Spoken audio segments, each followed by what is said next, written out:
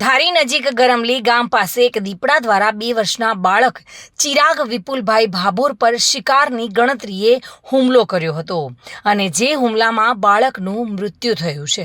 ત્યારે સરકારના નિયમો અનુસાર મૃત્યુ પામનાર પરિવારને 5 લાખ રૂપિયા આપવાના હોય છે અને જે બાબતથી વન વિભાગ દ્વારા માત્ર ગણતરીના દિવસોમાં જરૂરી કાગળ કાર્યવાહી પતાવીને મૃત્યુ પામનાર બાળકના પિતા વિપુલભાઈ ભાભોરને ધારાસભ્ય જેવી કાકડિયાના હાથે ચેક અર્પણ કરવામાં આવ્યો હતો। ત્યારે વન વિભાગના આરએફઓ જ્યોતિબેન વાંઝા, ફોરેસ્ટ અને ગાર્ડ સહિતનો સ્ટાફ ગરમલી જઈને તેમના પરિવારને આ 5 લાખનો ચેક સુપ્રત કર્યો હતો।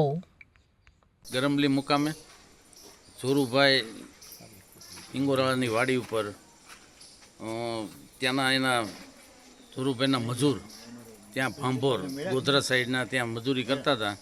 એમના દીકરા એ ચિરાંજભાઈ વિપુલભાઈ ભાંભોર એનું દીપડાએ હુમલો કરતા એનું મૃત્યુ ઉપજ્યું હતું।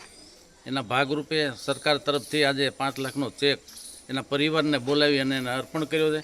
એમાં ઉપસ્થિત જોરુભાઈ ગામના સરપંચ, ગામના આગેવાનો બધા અને વન વિભાગના તમામ અધિકારીઓ સાથે આજે એને 5 લાખનો ચેક આપ્યો છે સરકારશ્રી તરફથી। સંજય વાળા સાથે bureau report, today Gujarati news.